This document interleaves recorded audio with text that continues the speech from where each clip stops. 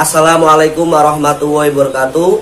Kali ini kita akan mempelajari materi tentang wilayah dan tata ruang kelas 12. Kompetensi dasar yang akan kita pelajari yaitu memahami konsep wilayah dan perwilayahan dalam perencanaan tata ruang wilayah nasional, provinsi, dan kabupaten atau kota.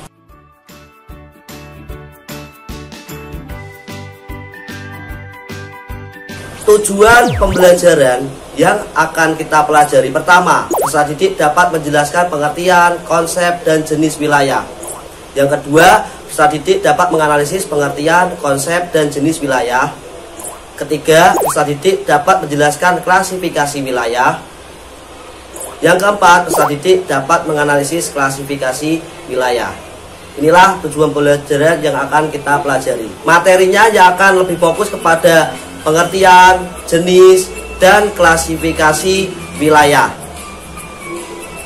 Pertama, kita akan mempelajari tentang pengertian wilayah menurut beberapa ahli. Menurut R.A. Dickinson, wilayah adalah sesuatu yang kondisi fisiknya homogen.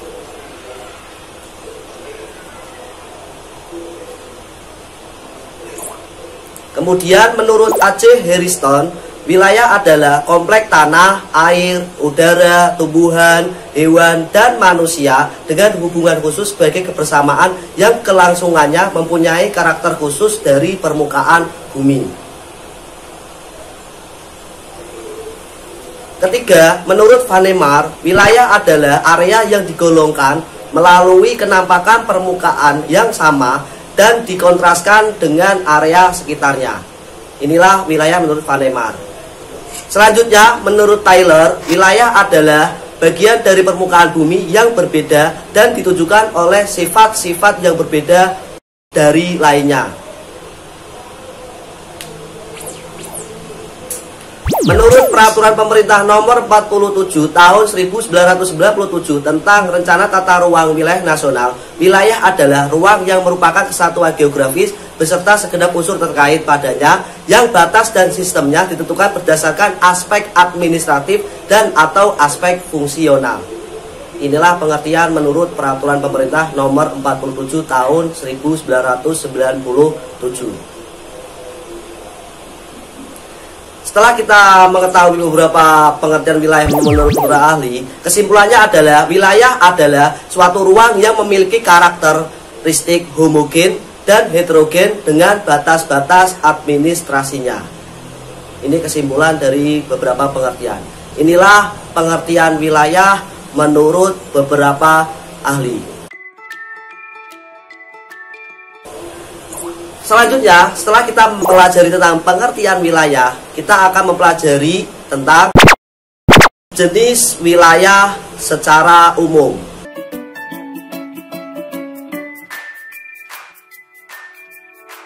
Jenis wilayah secara umum terbagi menjadi dua, natural region dan culture region. Natural region, contoh pertama, yaitu adalah Pegunungan Seribu. Jadi wilayah ini lebih kepada alam yang membentuk. Jadi wilayah ini tidak ada pengaruh dari manusia, memang kondisi alam yang membentuk. Contoh pertama. Selanjutnya ada Danau Kalimutu yang ada di NTT, bahwa danau ini itu yang membentuk adalah alam. Jadi wilayah ini pembentuk utama adalah alam, kondisi fisik. Untuk culture region, contoh pertama adalah sawah. Sawah ini itu ada campur tangan manusia, sehingga dia lebih kepada culture region karena pembentuknya adalah manusia. Selanjutnya kita lihat ada di Kota Semarang. Salah satunya adalah permukiman di Kota Semarang, di Tugu Muda ini. Contohnya bahwa wilayah ini itu faktor utamanya adalah manusia saat membentuk wilayah tersebut. Jadi kesimpulannya ada dua jenis wilayah secara umum, natural region dan culture region. Jadi itu ya jenis wilayah secara umum. Kemudian kita akan mempelajari lebih spesifik jenis wilayah.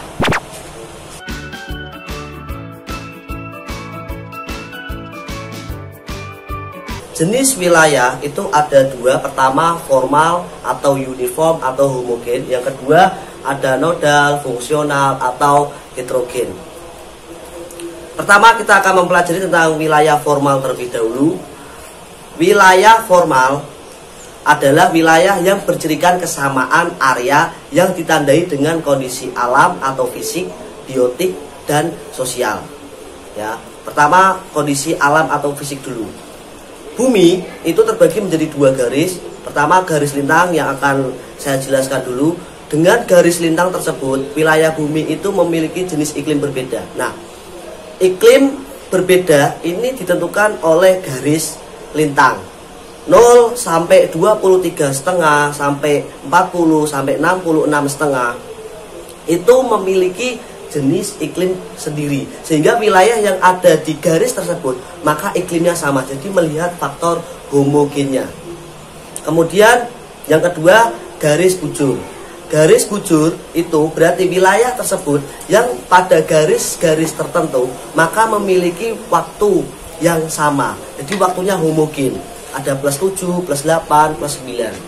Kemudian menurut biotik, makhluk hidup, berarti wilayah di benua-benua tertentu itu hewannya sama, ya, kesamaan, kan tadi homogen. Kemudian ini persebaran agama di Indonesia, jadi agama di Indonesia itu tersebar. Kemudian di beberapa wilayah itu ada kesamaan. Selanjutnya, wilayah fungsional. Wilayah fungsional atau nodal atau heterogen adalah wilayah yang dicirikan dengan kegiatan yang saling berhubungan antara beberapa pusat kegiatan secara fungsional. Jadi wilayah ini itu memiliki fungsi sendiri-sendiri. Kita bisa melihat gambar citra. Contoh pertama adalah wilayah pelabuhan. Wilayah ini adalah transportasi laut yang ada di Kota Semarang. Tidak mungkin wilayah ini bisa berdiri sendiri karena dia punya fungsi sendiri, ya. Wilayah pelabuhan, transportasi laut. Kemudian yang kedua itu ada bandar udara, yaitu transportasi udara sebagai fungsinya sendiri. Kemudian fungsinya lain ada pemerintahan, ya, kantor pemerintahan di Kota Semarang. Kemudian ada yang memiliki fungsi ruang terbuka hijau. Kemudian setelah itu ada juga yang memiliki fungsi sebagai kawasan industri. Jadi fungsi-fungsi tersebut itu masih terkait dalam satu wilayah, yaitu Kota Semarang. Jadi wilayah ini memiliki fungsi masing-masing. Jadi inilah bedanya homogen dan heterogen tadi. Kalau ini itu nodal, itu heterogen. Wilayah ini memiliki fungsi-fungsi masing-masing tapi masih berhubungan, ya, yang terletak di Kota Semarang. Itulah wilayah yang harus kalian ketahui, nodal dan heterogen. Kemudian kita akan mempelajari klasifikasi wilayah. Klasifikasi wilayah, kita memiliki 5 jenis klasifikasi wilayah. Pertama, kita akan mempelajari apa yang dinamakan core region atau inti sebuah wilayah. Wilayah ini lebih maju daripada wilayah lain karena dia merupakan inti di Jawa Tengah, yaitu Kota Semarang. Salah satunya, walaupun ada beberapa kota, tapi saya memberikan contoh Kota Semarang merupakan core region di Jawa Tengah. Klasifikasi yang kedua yaitu yang dinamakan dengan development access. Ya, development access adalah wilayah yang menghubungkan dua core region. Wilayah ini berupa jalur memanjang di koridor transportasi. Contohnya tadi Kota Semarang, ya, dan juga Kabupaten Pekalongan dihubungkan oleh Kabupaten Batang dan juga Kabupaten Kendal. Jadi Kota Pekalongan, Kota Semarang itu dihubungkan oleh dua kabupaten. Dua kabupaten ini, Kendal dan Batang, merupakan development access. Oke, jelas ya, apa yang dinamakan oleh development access. Kemudian klasifikasi yang ketiga, kita akan mempelajari apa yang dinamakan dengan resource frontier region. Contoh pertama adalah wilayah perkebunan ini. Wilayah perkebunan merupakan resource frontier region karena wilayah ini akan lebih cepat berkembang, produktif. Ya. Yang kedua, contoh yang kedua itu adalah kawasan industri. Kawasan industri kita bisa melihat data dari citra satelit bahwa kawasan industri ini nantinya akan lebih cepat berkembang. Ya, wilayah kawasan industri yang ada di Kabupaten Kendal ini akan lebih cepat berkembang daripada wilayah sekitarnya yang sebelumnya dulu hanya berupa sawah, tambak, lahan kosong, akan berubah menjadi bangunan industri lebih cepat. Kita bisa melihat data dari citra satelit sebelum dan sesudah adanya kawasan industri, ya. Sehingga wilayah ini karena keproduktivitasannya merupakan hal plus bagi wilayah resource frontier region, sehingga dia akan lebih cepat berkembang daripada wilayah sekitarnya. Ini contoh wilayah, klasifikasi wilayah resource frontier region. Kemudian contoh lain resource frontier region yaitu daerah transmigran. Daerah transmigran itu merupakan resource frontier region. Kita bisa melihat data dari citra, memang wilayah ini difokuskan untuk mengembangkan wilayah transmigran, ya, sehingga wilayah ini fokus sekali untuk mengembangkan wilayah tersebut. Selanjutnya, klasifikasi selanjutnya yaitu yang dinamakan depressed region. Wilayah ini penurunan tingkat ekonomi walaupun dekat dengan core region. Contohnya adalah desa Regomulyo yang dekat dengan kota Salatiga, core regionnya Solo 3, tetapi wilayah ini itu masih tertinggal walaupun dekat dengan pusat kota. Ya, ini contoh depressed region.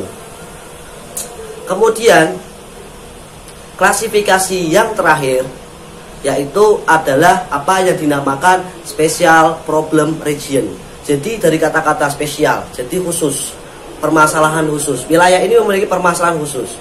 Contohnya adalah ini di Pulau Timor, yaitu wilayah perbatasan antara negara Indonesia dan juga negara Timor Leste. Jadi memiliki karakter tertentu khusus, ya. Ini contohnya adalah wilayah perbatasan kedua negara.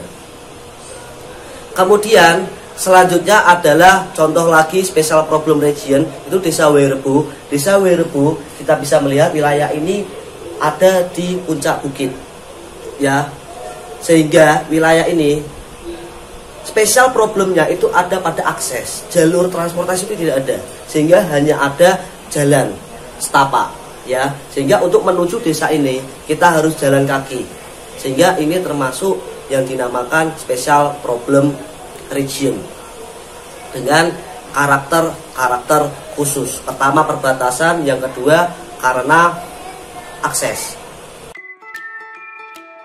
Jadi kesimpulan pembelajaran untuk klasifikasi wilayah ada 5. 1, core region. Yang kedua development access. Yang ketiga itu ada resource frontier region. Yang keempat itu ada depressed region. Yang kelima itu ada special problem region. Oke, jadi pembelajaran hari ini kita sudah mempelajari yang pertama pengertian wilayah, yang kedua jenis-jenis wilayah secara umum, yang ketiga jenis wilayah, yang keempat adalah klasifikasi wilayah.